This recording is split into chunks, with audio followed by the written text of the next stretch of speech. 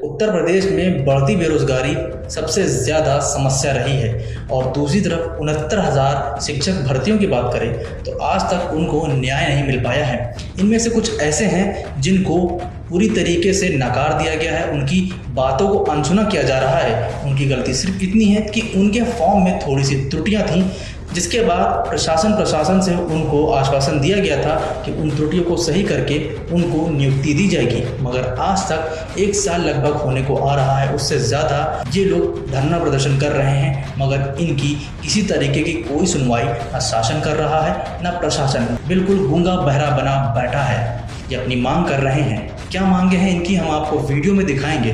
देखिए आप, दूर दराज से लोग आए हैं जो अपनी इन मांगों को पूरा करने के लिए शासन और प्रशासन दोनों से गुहार लगा रहे हैं।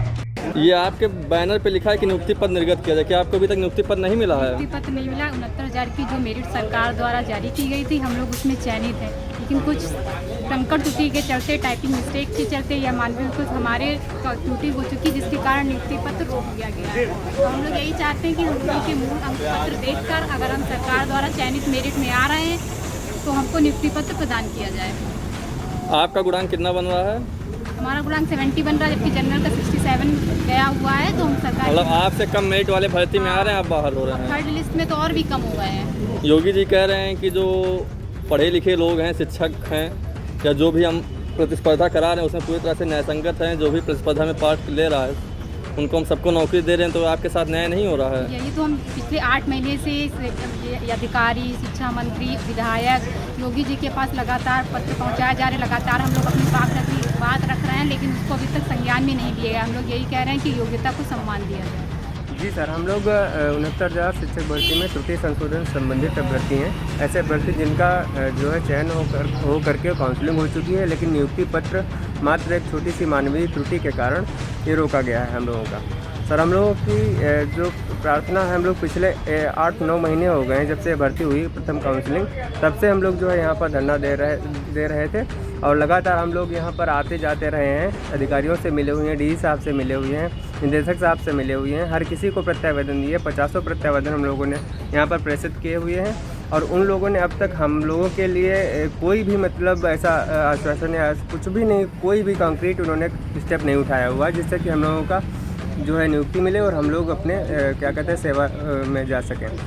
हम लोगों की सरकार से या विभाग से ये विनती है कि हम लोगों के जो मूल दस्तावेज हैं सर, हम लोगों के बिल्कुल सही हैं और हम लोगों के क्या कहते हैं जहाँ पर जनपदों में चयन हुआ है उससे कम वाले मेरिट में भी जो आ रहे थे बच्चे, उनकी काउंसलिंग यहाँ थर्ड काउंसलिंग में हो गई है और सर उनको नियुक्ति मिलने जा रही है।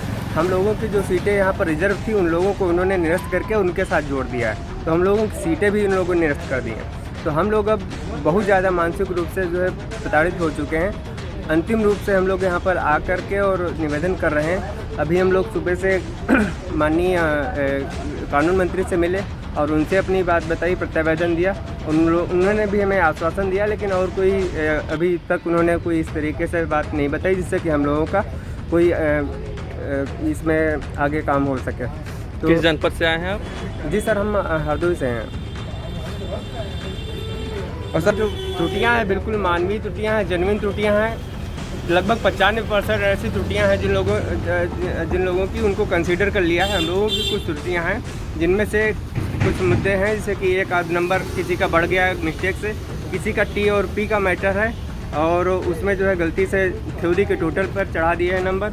किसी ने अपने क्या कहते हैं वो प्राप्तांक बढ़ गया है, 17 का 71 हुआ है, 21 का जो है वो हो गया है, इंटरचेंज हो गया है, लेकिन उसकी वजह से जो मेरिट है ओवरऑल जो आपका वास्तविक गुणांक है उसको देखा जाए तो आप मेरिट में हैं या नहीं? जी बिल्कुल, सभी लोग जितने भी लोग खड़े हुए हैं इन सब के जो गुणांक हैं, वास्तविक गुणांक, वो उनकी अपनी प्रदेश स्तर की मेरिट में आ रहे हैं। सब लोग उसमें स्थान बनाए हुए हैं। तो हम लोगों की जब शिक्षक भर्ती का फॉर्म भरा गया था तो क्या आपको संशोधन का मौका दिया गया था? नहीं, उसमें कोई संशोधन का मौका नहीं दिया गया था और संशोधन का मौका तो किसी को भी नहीं दिया गया था, लेकिन फिर भी उन्होंने 95% लोगों का, उसमें से लगभग 95% ऐसे बच्चे हैं जिन लोगों का संशोधन कर दिया है और हम लोगों का इसी बेस पर हो। ये शिक्षक भर्ती का जो फॉर्म भरा गया, ये सारे फॉर्म भरे गए थे या कुछ पॉइंट पहले से उठा लिए गए थे कहीं से? सारे नहीं, पॉइंट इन्होंने क्या किया हुआ था, हम लोगों ने एक्चुअली एक परीक्षा दिया हुआ था, शिक्षक पात्रता परीक्षा।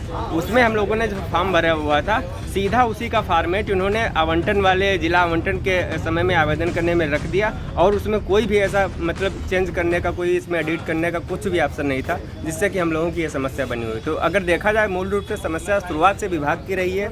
हम लोग बिल्कुल निर्दोष हैं, किसी भी तरीके की कोई भी मतलब ऐसी खामी नहीं किए हुए हैं जिसकी वजह से हम लोगों का ये नियुक्ति पत्र रोका जा रहा है, लोग प्रताड़ित कर रहे हैं। समस्या है सर, मैं अनुराग भारती शिक्षक भर्ती अभ्यर्थी हूँ, जिसमें मेरा BT से चतुर्थ सेमेस्टर में TP मतलब total theory plus practical add है। इनमें से कई ऐसे लोग भी हैं जिनको नियुक्ति पत्र मिल गया है, जिनका उस लिस्ट में नाम भी है, जिसके बाद इनको रोज़गार देना है, नौकरी मिलनी है, मगर फिर भी इनको धरने पर बैठने के लिए मजबूर किया जा रहा है, इनकी बातों को अनसुना किया जा रहा है। बिल्कुल सरकार सिर्फ अपनी हटी करने पे लगी है, ना कि नौजवानों को रोज़गार देने में। अगर सरकार ने इनकी समय पर सुन ली होती तो आज ये भी नौकरी कर रहे होते, ना कि धरने पर बैठे होते। मगर सरकार को पहले धर्म से, हिंदू मुसलमान करने से, मस्जिद मंदिर करने से फुर्सत मिले, तभी ना इनके ऊपर वो ध्यान दे पाएगी। इनकी मांग यही है कि हमको नौकरी मिले, हमसे जो वादा किया है उस वादे को पूरा करें। अब देखने वाली बात होगी कि सरकार इनसे जो वादा किया है, इनको जो आश्वासन दिया है, वो पूरा कर पाएगी या नहीं, या फिर उनको सिर्फ चुनावी मुद्दा बनाकर वोट ही बटोरती फिरेगी।